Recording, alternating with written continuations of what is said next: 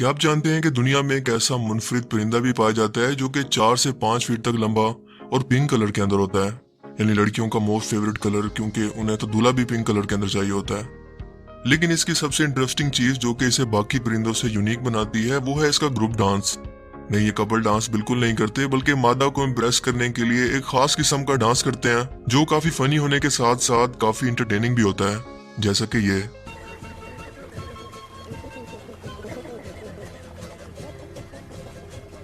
जानू, बाद में कॉल करता हूँ, एक फड्डा हो गया। ये एक साथ ग्रुप में किसी परेड की सूरत में चलकर बिल्कुल ऐसे ही गर्दन को यहाँ वहाँ घुमाते हैं जैसे नया चश्मा खरीद के शदीद अल्ट्रा मैक्स प्रो सिंगल लौंडे मॉल के अंदर घुसकर यहाँ वहाँ लड़कियों को ताड़ते हैं, या स्कूल का कोई ट्रिप किसी नई जगह पर घूमने के लिए जाता है। Amazing random facts around the world में खुशामदीद। ये वो सीरीज है जिसमें हम दुनिया जहान से मुतल्लिक ऐसी अमेजिंग और ऐसी हैरत अंगेज फैक्ट्स जानते हैं जो कि आपने आज से पहले कभी ना सुनी हो, और जिनके बारे में जानकर आप एक ही वर्ड बोलेंगे, अमेजिंग। तो चलिए वीडियो को स्टार्ट करते हैं।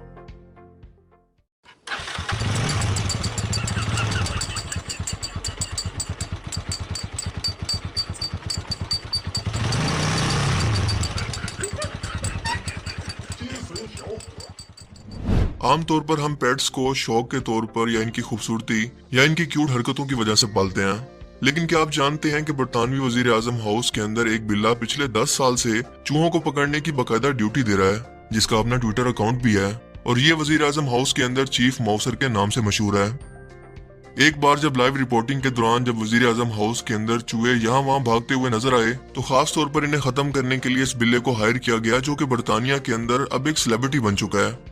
ब्रिटिश पॉलिटिक्स का ये वाहिद बंदा है जो कि मुझे बहुत पसंद है, और उसकी वजह पता है क्या है? क्योंकि ये अपना काम वाकई में करता है। वैसे सोचने की बात है कि इसे रिटायरमेंट पर क्या मिलेगा। मे बी ये वजीर आजम का नेक्स्ट कैंडिडेट भी हो सकता है, क्योंकि इस मुल्क के अंदर तो कुछ भी पॉसिबल है। अगर आपको लगता है कि दुनिया में सबसे ज्यादा अनकंफर्टेबल आपकी लाइफ है, तो जरा ऑस्ट्रेलिया की इस भेड़ के बारे में आपका क्या ख्याल है, जो कि 6 साल पहले अपने झुंड से बिछड़कर जंगल के अंदर खो गई। लेकिन जब इसे रेस्क्यू किया गया तो इसके जिस्म पर 35 किलोग्राम का ऊन था, जिसकी वजह से इसे अपना खुद का वजन संभालने के साथ साथ दिखना भी बंद हो गया था। बिल्कुल ऐसे ही जैसे कोरोना के दिनों के अंदर मेरा हेयर स्टाइल हो गया था, क्योंकि इस भेड़ को भी जंगल के अंदर कोई सैलून नहीं मिला। शायद ये शिकारी जानवरों से भी इसीलिए बच गई कि इसके जिस्म पर हमला करने के बाद इस शिकारी के हाथ के अंदर भी इसके जिस्म की बजाय इसकी ऊन ही आती होगी। मैं तो शुक्र कर रहा हूँ कि इस भेड़ की खाल उतारने पर अंदर से भेड़ ही निकली है। भेड़ की खाल के अंदर कोई भेड़िया नहीं, वो शायद सिर्फ इंसानों के अंदर ही पाए जाते हैं। पहली नजर में देखने पर शायद ही आपको कोई पीस ऑफ आर्ट या कोई टेक्नोलॉजी की डिवाइस लगे, लेकिन एक्चुअल के अंदर ये नेचर का तैयार करदा कीमती पत्थर है जो कि बेहद रेयर है और सिर्फ नॉर्दर्न ऑस्ट्रेलिया के साहिली इलाकों के छोटे से हिस्से के अंदर ही पाया जाता है। इसकी कुदरती खूबसूरती और रेनबो कलर्स की नेचुरल बनावट की वजह से ये कोई टेक्नोलॉजी का बना हुआ सर्किट महसूस होता है ना? कमाल का मास्टरपीस।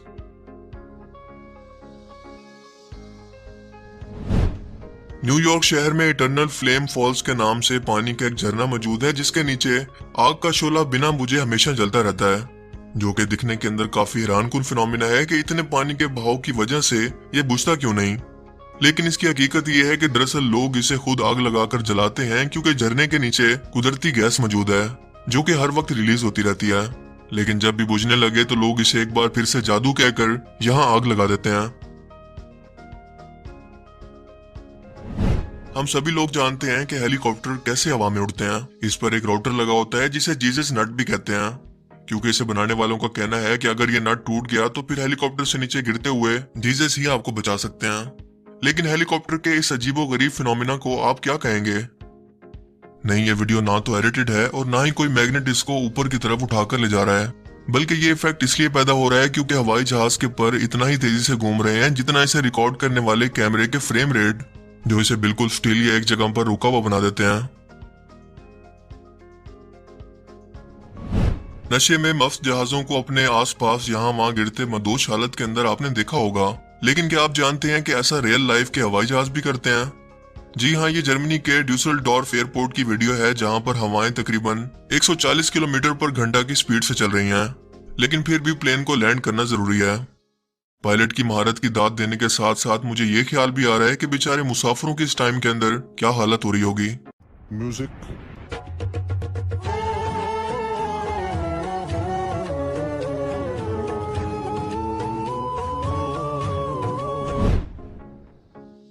किसी शॉपिंग मॉल या बिल्डिंग के अंदर एंटर होते वक्त आपके पास इलेक्ट्रिक स्टेयर्स या मैनुअल स्टेयर्स का ऑप्शन हो तो ज्यादातर लोग इलेक्ट्रिक स्टेयर्स को यूज करना प्रेफर करेंगे, क्योंकि आफ्टर ऑल सबको अपना टाइम और एनर्जी बचाना है।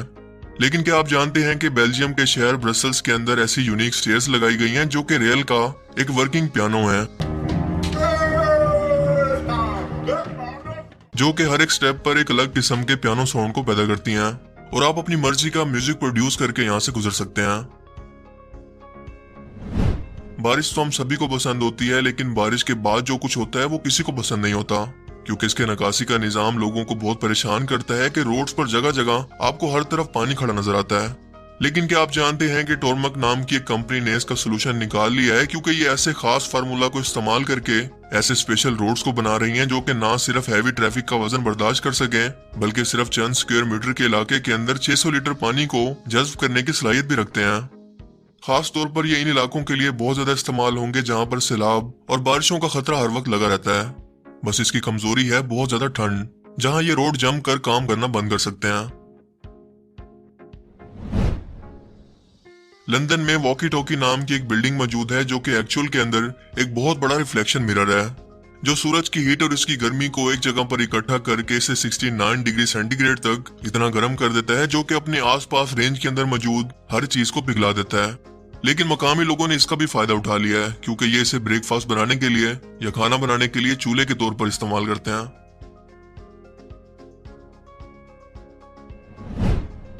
क्या आप जानते हैं कि अमेरिका में रहने वाले एक जर्मन शेफर्ड कुत्ते को दुनिया का अमीर तरीन कुत्ता करार दिया गया है, क्योंकि ये एक्चुअल के अंदर $375 मिलियन यानी पाकिस्तानी तकरीबन 60 अरब रुपए की मालियत के असासों का मालिक है। यानी दुनिया में कुत्तों का अमीर तरीन खानदान जिसके बच्चे भी रईस पैदा होंगे। ये कहानी शुरू होती है 1992 के अंदर, जब अमेरिका में मुस्तकिल रिहाइश और शहरियत रखने वाली एक जर्मन शहजादी कार्लोता का इंतकाल हुआ, लेकिन इसका दूर दूर तक कोई करीबी रिश्तेदार नहीं था। कार्लोता ने वसीयत की थी कि इसके 10 करोड़ यानी $100 मिलियन के तमाम असासे विरासत के तौर पर इसके पालतू जर्मन शेफर्ड कुत्ते गंथर दोम की मलकियत के अंदर दे दिए जाएं। अमरीकी कवानीन के मुताबिक इंसानों के अलावा कोई दूसरा जानवर बराह रास्त किसी भी किस्म के कोई असासे नहीं रख सकता, लेकिन इस कानून के अंदर ये मुमकिन है कि वसीयत, तरके या विरासत के जरिए किसी भी जानवर को असासों का मालिक बनाया जा सके। शहजादी कार्लोता ने भी अमरीकी कानून की इसी शिक को इस्तेमाल किया।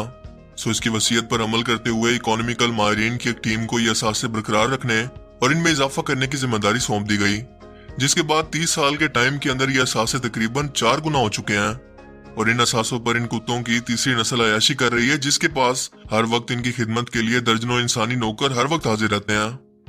आई मीन क्या स्टूपिडिटी है यार। यानी दुनिया के अंदर लोग गुर्बत से मर रहे हैं और यहाँ पर एक कुत्ता अरबों का मालिक है। इन पैसों को किसी चैरिटी या अच्छी कॉज पर लगाना चाहिए था, ताकि एटलीस्ट किसी तरह से इंसानियत का भला हो सके।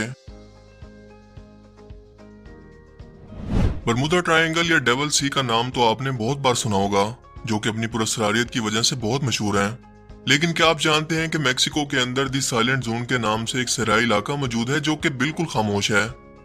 ये इतनी पुरस्कार जगह है कि यहाँ पर घड़ियों की सुइयां अचानक से रुक जाती हैं, डायरेक्शन दिखाने वाले कंपास यहाँ वहाँ घूमकर काम करना बंद कर देते हैं, रेडियो और मोबाइल के सिग्नल भी काम नहीं करते, यानी कम्युनिकेशन का सारा सिस्टम बिल्कुल बंद हो जाता है। इस इलाके के अंदर हर तरफ बस पत्थर और शिकारी जानवर ही नजर आते हैं। 1930 के अंदर एक पायलट ने पहली बार इस जगह को नोटिस किया जब इसके जहाज पर इस जगह से गुजरते हुए रेडियो सिग्नल आना बिल्कुल बंद हो गए।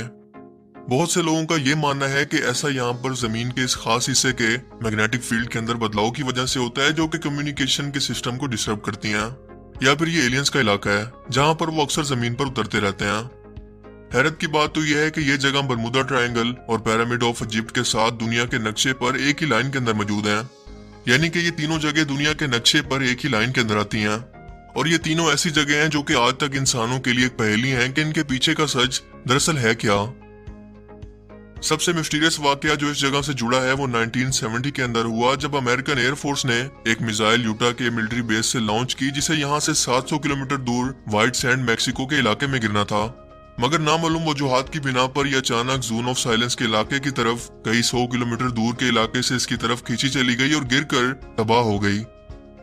इसके अलावा साइंटिस्ट का यह भी मानना है कि यह जगह जमीन के पास से गुजरने वाले एस्ट्रॉयड को भी अपनी तरफ खींचती है, जिन पर इन्हें मजीद अभी तक रिसर्च करने और समझने की जरूरत है, क्योंकि ये दरअसल किस वजह से हो रहा है ये इनकी समझ से बाहर है। लेकिन आपको क्या लगता है कि इसकी वजह क्या हो सकती है? मुझे कमेंट सेक्शन में जरूर बताना। तो आज के amazing random facts around the world की सीरीज में सिर्फ इतना ही। आपको इनमें से सबसे अमेजिंग फैक्ट्स कौन सी लगी और क्यों? अपनी कीमती राय का इजहार कमेंट सेक्शन में जरूर करें। अब मैं मिलूंगा आपसे एक ऐसी ही नई इंटरेस्टिंग वीडियो में। तब तक के लिए अपना बहुत सा ख्याल रखिएगा। Thanks for watching this video. Allah Hafiz.